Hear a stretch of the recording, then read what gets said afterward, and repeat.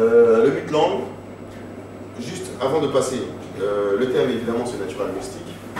Autant dans le Samba Saphir, on n'est pas là-dessus, et la board absolument pas ces questions-là. Autant celui-là, c'est Haïti, donc évidemment qu'il y a du mystique. Elle n'est pas sur du vaudou, elle n'est pas sur ce genre de choses, mais elle est sur une atmosphère un peu lourde, un peu... C'est vrai, le terme c'est vraiment ça, on a une sensation de mysticisme, mais sans qu'elle ait besoin de parler de vaudou, de parler de... Mais on a toujours l'impression que les destins de gens sont orientés par une espèce on va dire, une espèce d'esprit qui fait que cet enfant-là, Claire, les choses, les dominos font en sorte que les choses se passent toujours bien pour elle, et parfois de manière surprenante. Donc, c'est jamais totalement exprimé le mysticisme là-dedans, mais c'est dans tout le livre, voilà, c'est là, quoi. Et c'est plutôt subtil, ça ne fait pas partie intégrante, on va dire, c'est pas un élément principal de l'intrigue, mais dans le quartier, tout le monde en parle, tout le monde parle de mysticisme, autour de Madame Agnès, comme c'est une femme un peu particulière, je veux le dire, qui a perdu un enfant de 7 ans, un enfant qui n'était pas censé vivre, et qui a vécu, et pour tous ceux du quartier considèrent que cet enfant-là n'aurait pas dû vivre. Et donc, il y a autour d'elle une espèce d'aura, et les gens ont un peu peur d'elle, parce qu'on dit qu'elle a fait revenir quelqu'un qui n'aurait jamais dû être là. Pareil pour la petite de 7 ans, sa mère est décédée, et elle est sortie du ventre de sa mère une fois que sa mère était décédée. Donc autour d'elle, il y a quelque chose qui est une sorte de peur autour d'elle, autour des gens, parce que c'est pas quelqu'un qui aurait, c'est quelqu'un qui est revenu de la mort.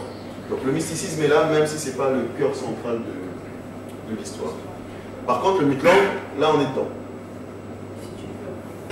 Vas-y, parle-en quand même si tu l'as pas. Donc je vais vous présenter Ceux qui sortent dans la nuit de Mutlang. Donc c'est son premier roman, c'est un jeune auteur camerounais. Donc comme je vous disais, le Cameroun vient plein de... Voilà notre star du jour. Aujourd'hui, MD. Bien sûr.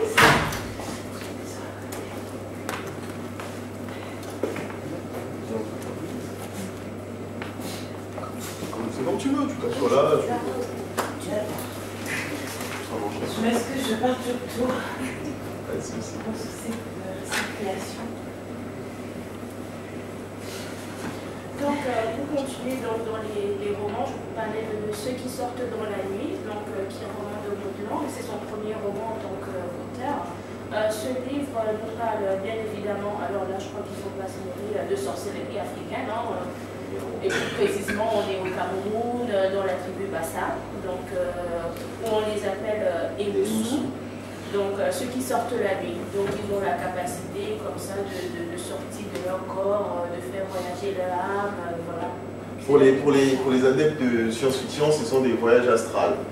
Les livres de science-fiction, donc dans la nuit, quand on dort, on a la capacité de sortir de soi, un être astral, et d'aller comme ça se balader.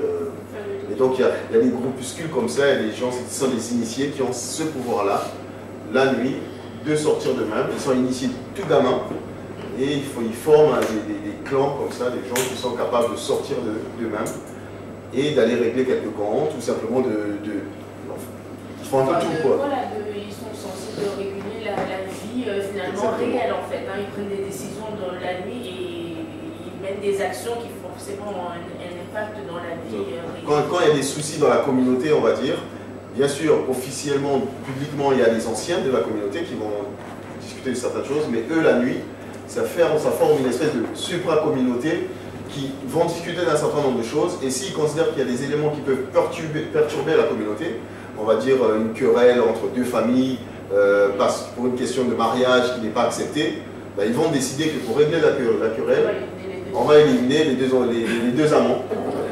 Comme ça règle le problème. Les deux familles vont pleurer leur mort, mais ça va éviter les conflits qui durent de génération en génération, parce que ils vont décider qu'il vaut mieux perdre ces deux-là plutôt que de rentrer dans une espèce de conflit entre deux familles puissantes qui peut générer beaucoup plus de dégâts dans la communauté Et donc c'est eux qui vont décider la nuit. Et donc dans la nuit, ils vont faire en sorte d'aller, nous on dit, ils vont aller manger ces gens-là, ils vont faire en sorte de les éliminer.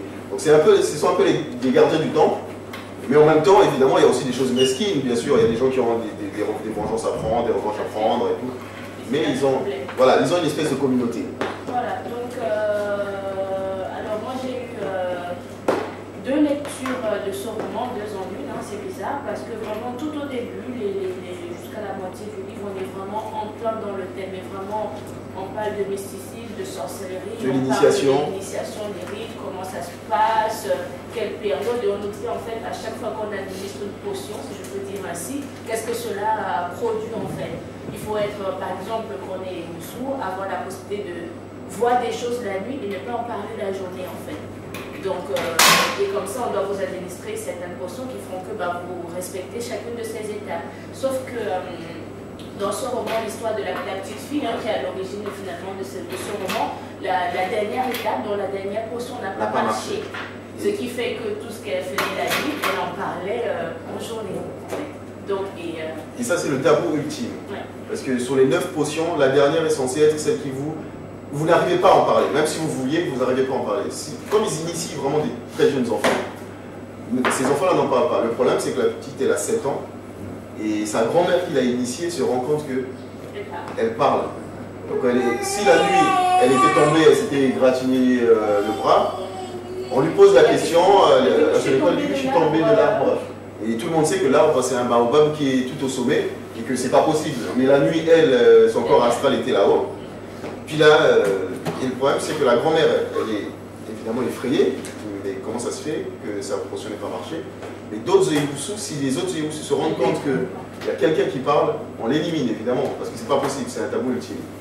Et donc cette première partie-là, elle est vraiment sur elle est sur, en fait, c'est débat au moment où cette grand-mère essaie de camoufler ça. En fait, c'est le décès de la petite. Le décès de la petite. Et son frère. On a parlé à son frère. Juste avant de mourir, elle son frère. Et c'est ma grand-mère. Voilà, c'est ma grand-mère qui est à l'origine de tout ça. Et du coup, lui, il va voir. Il veut essayer de venger sa sœur, et donc elle lui raconte un peu tout ça. Et effectivement, cette première partie, on est vraiment dans le fonctionnement d'une société secrète, avec leurs tabous, leurs rites, comment ça se passe, comment on initie aux gens, les gens parfois aller en expédition, et comment les territoires sont protégés. Hein. Les Eoussous de ce village-là ne vont pas aller faire n'importe quoi dans un autre village, ou quand quelqu'un se déplace. Oui, les territoires sont bien déliés. Voilà, si je vais en vacances, je ne sais pas, à Orléans, et qu'il y a des Eoussous là-bas, je dois me présenter pour éviter de me faire, donc leur dire que je viens en paix, donc la nuit. Donc c'est vraiment très très très très détaillé. Et ensuite on passe dans une seconde partie que Aurélie a moins aimé, que moi en fait j'ai encore plus aimé. Parce que là par contre je trouve ça tiré par... Exactement, en fait la deuxième partie, moi j'ai encore plus aimé. Pourquoi? Parce que la deuxième partie, on n'est plus sur du mysticisme réellement, mais sur du fantastique, on est sur la science-fiction. Parce que le principe qu'il utilise, Moutlang, c'est de dire, en fait il prend une espèce d'original, c'est un Eoussou, mais c'est un original, un scientifique, quelqu'un qui a tenté plein d'expériences, parce qu'évidemment chaque Eoussou a une puissance différente, et lui c'est l'Eoussou qui pousse sa capacité, son pouvoir le plus loin possible, à tenter des choses, à sortir de son corps la journée par exemple, alors que ce ne serait pas possible, à montrer de lui une image plus jeune. Donc c'est quelqu'un c'est un peu un original, une espèce de Géo trouve tout, qui a décidé, qui a son discours, il dit, attendez, ça fait des siècles et des siècles qu'on a ce pouvoir-là, qu'on se le passe, et puis concrètement, on n'a pas d'impact réel sur la société dans sa globalité. On fait des petites choses, on fait des petits massacres de temps en temps, on élimine des petits peu, mais on n'a pas d'impact. Enfin, quel pourrait être le côté positif en fait. Exactement, il parle, il dit voilà, il y a eu des colons qui sont venus, il y a eu des gens qui nous ont occupés, et que concrètement même avec notre pouvoir, on n'en a rien fait. Donc il faut qu'on arrive à utiliser ce pouvoir-là pour avoir un vrai impact sur l'Afrique. Et donc ils font plein d'expérimentations, et ils se rendent compte qu'ils ont la capacité d'atteindre une espèce de pouvoir ultime, et ce pouvoir ultime-là, voilà, il y a un Eoussou dans l'histoire, il y a un seul Eoussou dans l'histoire qui a réussi à avoir cette technique-là, cette espèce de pouvoir ultime, et il faut qu'ils apprennent de cet Eoussou-là comment il avait réussi à faire. Et là, le seul moyen, c'est de remonter dans le temps. Et lui, en tant qu'Eoussou, et avec son pouvoir, il a réussi à trouver la façon de remonter dans le temps. Donc ils expliquent la technique, on creuse une tombe, on doit sortir son corps astral. Donc, et là on bascule, on est vraiment là pour le coup dans Retour vers le futur, hein, on est plus dans de la science-fiction.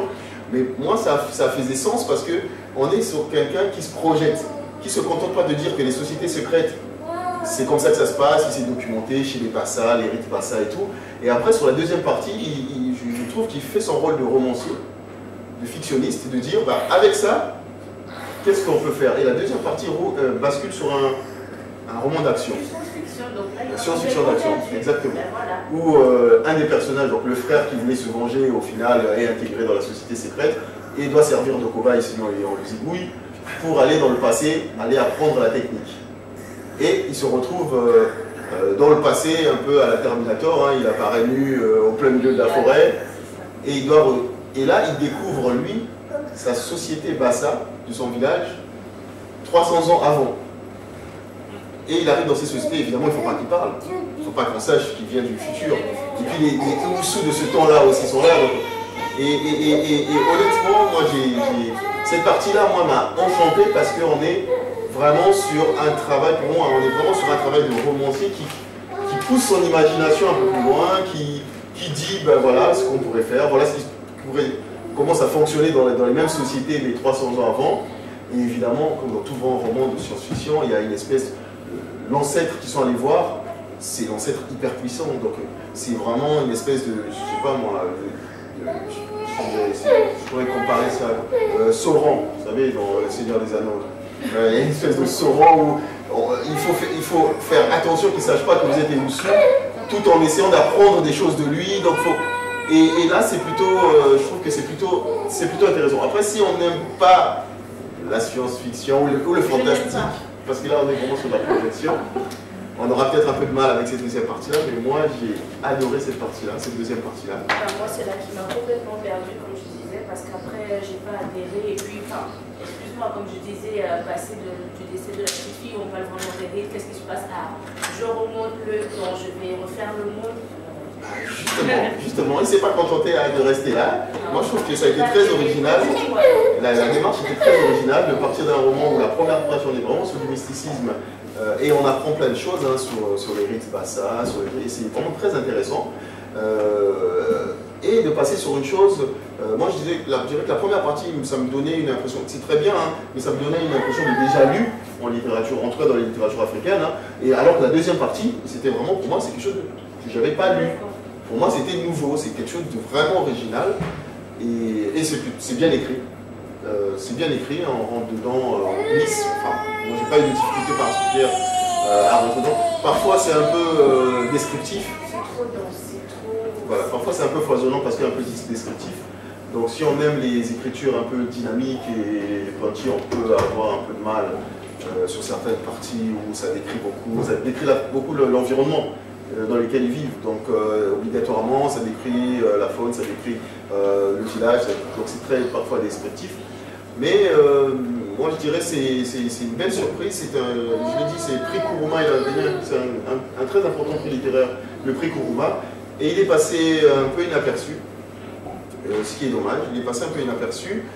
L'une des raisons importantes, c'est que bon, déjà, je pense l'éditeur Grasset n'a pas fait énormément d'efforts, mais aussi l'auteur vit au Cameroun, est basé au Cameroun.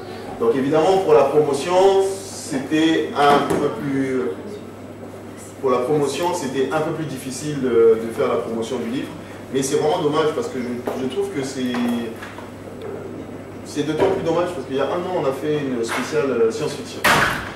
Dans l'imaginaire africain, on a fait une spéciale science-fiction, on avait invité Captain Alexandre, qui est un poète slammer d'origine camerounaise, et on avait fait une spéciale science-fiction, et on avait cherché des livres de science-fiction écrits par des Africains. Mais c'était la croix et la bannière. C'est un genre dans lequel l'Afrique n'est pas. On avait réussi à trouver, je me rappelle, Nnedi Okorafor, qui est nigériane, Lauren Bucks, qui est sud-africaine, Momi Bonze, qui est un Congolais qui a fait en auto-édition des choses qui sont plutôt proches de l'heroic fantasy. Mais au-delà de ça, c'est plutôt des auteurs occidentaux qui inscrivent dans leur œuvre des territoires africains. Mais des auteurs africains qui se soient emparés du genre imaginaire, science-fiction, honnêtement, on n'en a pas réussi à en trouver. Alors que celui-là, on est vraiment, pour moi, dans l'imaginaire et dans la science-fiction. Moi, vraiment, je le vois vraiment. Si vous avez la science-fiction, ne lisez que la deuxième partie, la page 140 et quelques. Sinon, moi, j'ai bien aimé la première partie. Voilà. Donc, faites-moi confiance. Faites confiance à Jess, si vous voulez, vous serez déçus, forcément. Donc, Mythland, ceux qui sortent la nuit. N'hésitez pas sur ce qu'on lit. Eva. Juste par rapport au thème, est-ce que ça fait peur qu'on lit surtout la première partie avec eux? Oui, la première partie, parfois. Quand tu vas aller dormir, tu vas te dire, il y a peut-être un gars qui me regarde. Non, je sais pas. La première partie, enfin, moi j'ai vécu au Congo. Vous savez, on a une chose qui je me rappelle, il y avait des moments, ma mère, quand elle sortait parfois dans la cour, et puis elle commençait à gueuler aux gens, elle dit, je ne veux pas vous voir dans ma parcelle, il y avait des choses un peu bizarres. Et on disait qu'il y a un esprit un peu bizarre. Et quand on lit la première partie, on se dit, ah, peut-être que quand on dort, il y a des espèces de machins qui se baladent autour de nos maisons. Parfois, quand on voit le chat qui hérisse son poil, parce qu'ils le disent, hein, que pour un Eoussou, le plus dangereux, c'est le chat. Parce que les chats arrivent à les percevoir.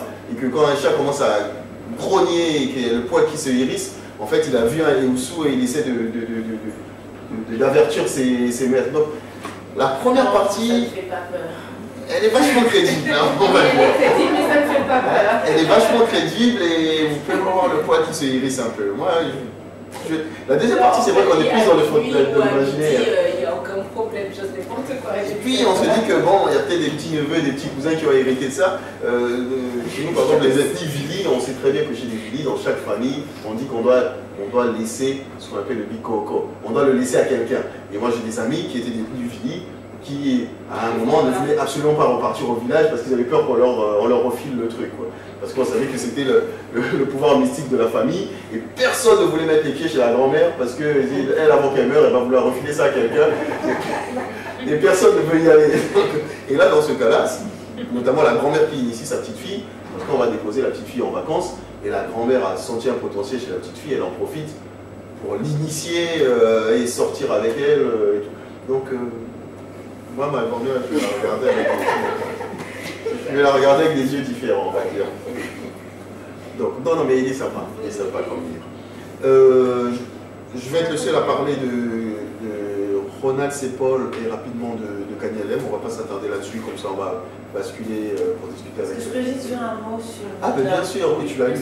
Oui. Je dis juste un mot sur Moudlum que je connais bien, le Camerounais, le Cameroun, donc si même pas envie, Moudlum vit à la campagne, dans un village, son livre est d'autant plus admirable. Et je trouve que Grasset, effectivement, n'a pas fait le travail de mise en avant sur cet ouvrage. Ce qu'il faut expliquer par rapport à la sorcellerie de manière générale, c'est que ces sociétés-là, ces sociétés traditionnelles, sont organisées, ce sont des sociétés communautaires. C'est-à-dire que d'une manière ou d'une autre, ce qui va être mis en avant et ce qui va primer, c'est la survie de la communauté. C'est des sociétés où il n'y a pas de prison. Donc la société ne peut pas mettre ses parias quelque part. C'est des sociétés où il n'y a pas d'hôpital. C'est-à-dire que même s'il y a une maladie contagieuse dans le village, tout le monde court le risque de... Voilà, potentiellement, tout le monde court le risque de l'arrêter. Cela veut dire que les parias doivent être traités d'une certaine manière. D'où cette notion de sorcellerie, en fait, qui va être, en fait, la part noire de la société, la part dans laquelle on traite les individus que vraiment la société ne peut pas intégrer. Et ce qui se passe quand l'Église catholique, les églises chrétiennes vont s'installer en Afrique, elles vont bouleverser ces communautés, toute cette spiritualité ancestrale va basculer du côté sombre. C'est-à-dire que du jour au lendemain, tout ce qui faisait le sens de cette spiritualité va devenir sorcellerie.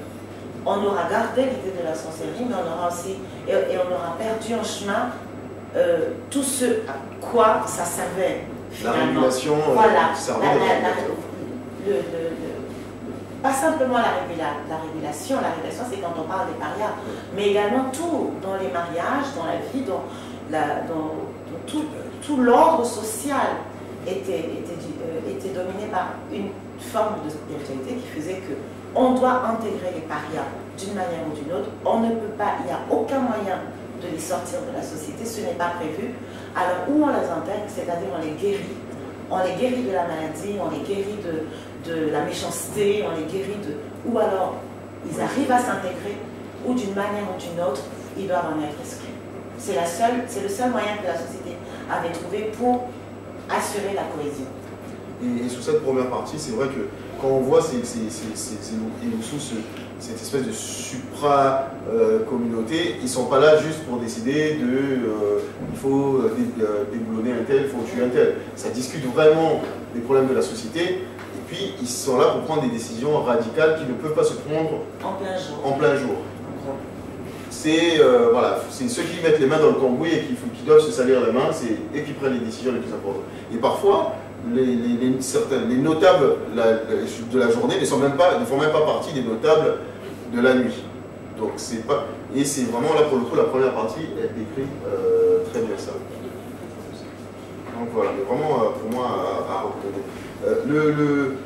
Rapidement, on n'a pas le visuel, mais le Ronald C. Paul, c'est pas Grasset, mais c'est une couverture